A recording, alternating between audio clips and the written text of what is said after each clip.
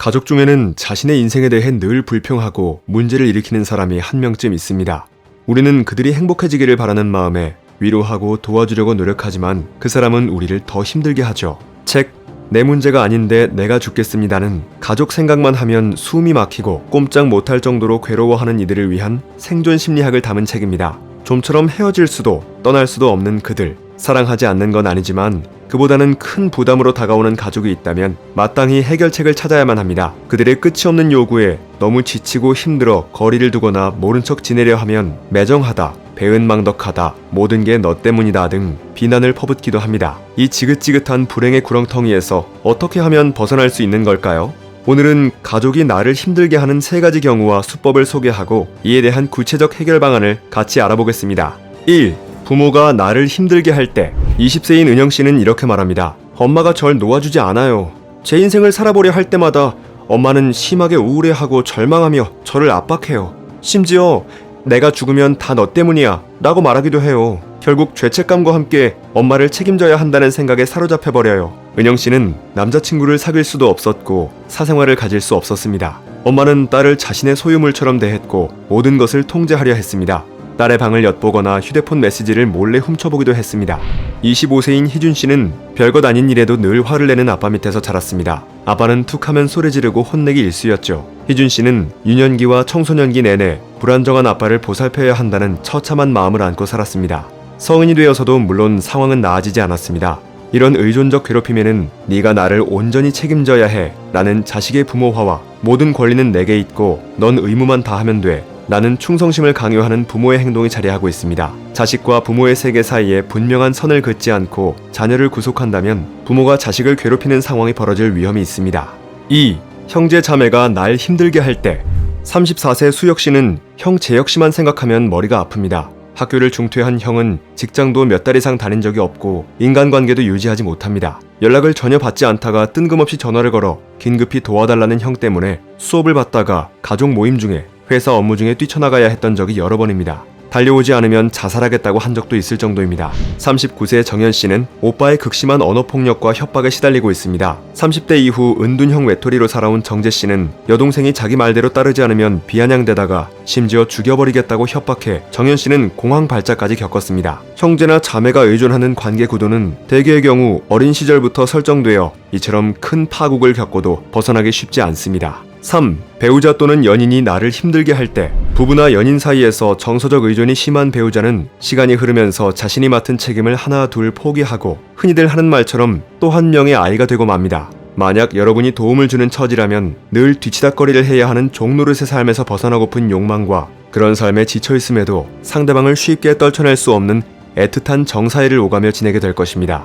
세희씨는 지형씨를 처음 만났을 때 그의 적극적이며 에너지 넘치는 모습에 반했습니다. 하지만 두 사람이 사귀고 몇 개월이 지나자 지형씨는 점점 의기소침하고 애사의 우유부단한 모습을 보이더니 그녀의 일거수일투족을 간섭하고 의심하며 누구를 만나는지 캐묻고 감시하기 시작했습니다. 혜나씨는 1살 연상인 주호씨를 만나 결혼했고 2 아이를 가지게 되었습니다. 처음에는 열렬히 사랑했고 성실히 가정을 꾸려나갔지만 어느 땐가부터 주호씨는 일도 육아도 하지 않고 집에서 하루 종일 게임을 하거나 오토바이를 타러 나가곤 했습니다. 생활비를 벌기 위해 혜나씨는 더 많은 일을 해야 했고 모든 집안일까지 떠맡아야 했습니다.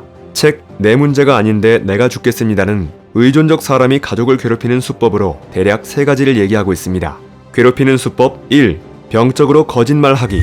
정서적 의존이 심한 사람은 잦은 거짓말, 과장이나 잘못된 일반화, 말 지어내기와 고의로 말 빠뜨리기와 같은 행동을 일삼습니다. 이렇게 되면 상대방은 너무 빈번히 벌어지는 갈등을 피하고 싶은 마음에 그들에게 따져 묻기를 포기합니다. 이렇다 보니 이들 관계 안에서는 양쪽 모두에게 가식이 자리잡게 됩니다. 의존적 사람은 인간관계를 상당히 막연하고 피상적으로만 이해합니다. 오로지 상대방을 조종하는 일에만 능숙하죠. 이들은 상대방을 조종하기 위해 연민과 두려움에 호소하는 등의 치밀한 전략을 취합니다. 괴롭히는 수법 2. 불쌍한 척하거나 피해자인 척하기. 불쌍한 척하거나 피해자인 척하는 수법도 있습니다. 골치 아픈 형을 둔 수혁씨는 말합니다. 형은 죽어가는 목소리로 음성 메시지를 남길 때가 많아요. 애절한 목소리 톤을 기막히게 잘 내줘. 꼭 목감기에 걸린 사람처럼 숨쉬기 힘들어 보이고 말을 더듬거나 횡설수설합니다. 정서적 의존이 심한 사람은 자신의 문제가 해결되기를 원치 않고 가족들이 뭔가 해결책을 내놓으면 또 새로운 문제거리를 만들어냅니다. 괴롭히는 수법 3. 스스로 죽겠다고 협박하기. 과식이나 지나친 흡연, 신경안정제, 수면제 등의 복용 등으로 위험에 처한 척하는 경우도 흔합니다. 이런 과정이 지나치면 자살한다고 협박하는 단계에도 이르게 됩니다. 실제로 알코올이나 마약 중독, 위험한 상황에 뛰어들기, 자기 파괴적인 행동과 같이 책임을 남에게 떠넘기고 자신의 죄의식에서 벗어나려는 사람들이 있습니다. 그럼 이런 다양한 사례에 따른 해결책은 어떻게 될까요? 첫 번째 해결법, 가족을 통제하려는 마음을 버려라. 많은 사람이 부인하지만 그런 의존적인 문제의 가족과 약간의 거리두기에 부담을 느끼는 분리불안을 가지고 있습니다. 의존적 가족과 거리를 두다가 자신의 실존적 불안과 마주해야 한다는 불안이 있다는 것입니다. 그러니까 자신의 한계를 인정하고 분리에 대해 먼저 생각하는 게 좋습니다.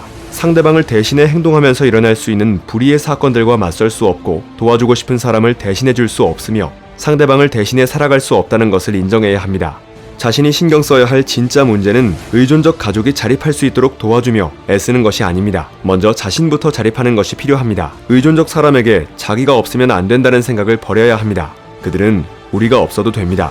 우리가 그들을 통제하려 할수록 그들의 의존성은 더욱 심화될 뿐입니다. 두 번째 해결법, 가족의 책임을 절대 대신 짊어지지 말라. 일상적인 도움을 줄 수는 있습니다. 하지만 그것이 나의 인생을 위협하는 문제가 되면 얘기가 달라집니다. 나의 인생은 절대 양도할 수 없고 가족의 모든 책임을 떠안을 수 없습니다. 심하게 말하면 의존적 사람이 어떠한 협박을 하더라도 그것에 굴복해서는 안 됩니다. 우리는 모두 의존적 가족이 자신과 분리된 상태로 존재해야 한다는 사실을 알아야 하며 이에 관한 이미지 트레이닝을 끊임없이 해야 합니다. 세 번째 해결법, 앞으로는 더 이상 자신을 버리지 말라. 좀 더 해줄 수 있었을 텐데 내가 해야 할 일을 제대로 못하고 있는 건 아닐까? 라는 식의 막연한 죄책감은 버려야 합니다. 의존적 관계에 의지해 다른 누군가에게 온통 신경을 쏟으면 자기 자신이 가진 문제들이 더 이상 급하게 보이지 않게 됩니다. 그러면 자신을 잊는 겁니다. 스스로 자신과 관련된 좋은 기억을 떠올리고 자기만의 삶을 살아가며 자기 자신을 최우선으로 생각하려는 마음을 훨씬 더 키워야만 합니다. 그렇게 하지 않으면 말 그대로 자신의 에너지를 계속해서 헛되이 흘려보내게 됩니다. 그동안은 가족은 원래 그런 거라고 어차피 해결 못할 문제라고 생각했을지도 모릅니다. 하지만 그렇지 않습니다. 해결할 수 있습니다. 나를 괴롭히는 가족은 의존성 인격장애, 경계성 인격장애, 심리 정서적 미숙 등의 정신적 장애가 있습니다. 적절한 치료와 상담을 권유하는 것이 바람직합니다. 그러므로 자신이 뭘 더 해주지 못했다는 죄책감은 버리고 모든 책임을 단호하게 내던지세요. 유드 세메리아의 책 내 문제가 아닌데 내가 죽겠습니다는 가족만 생각하면 숨이 막히고 꼼짝 못하겠다는 이들을 위한 생존 심리학을 담았습니다. 프랑스의 유명 임상심리학자인 저자는 오랫동안 이 문제를 연구해왔으며 실제 상담을 통해 비슷한 문제를 가진 성인과 그들 가족의 증언을 수집하고 분석해왔습니다. 이를 통해 얻은 의존적 성인과 가족과의 관계에 대한 깊은 이해를 바탕으로 문제의 가족이 그렇게 된 원인부터 문제를 계속해서 일으키는 그들의 심리적 배경, 그들로 인해 다른 가족들이 겪게 되는 고통, 그리고 괴로움으로 점철된 그 관계에서 벗어날 방법과 다양한 심리치료법까지 이 책에 설명해 두었습니다. 우리는 먼저 각자 자신의 모습부터 책임져야 합니다. 이 세상이 아무리 당신을 힘들게 하더라도 우리는 언제든지 그 상황을 반전시키고 인생의 의미를 새롭게 만들어야 합니다. 책갈피였습니다. 당신의 성공과 행복을 응원합니다.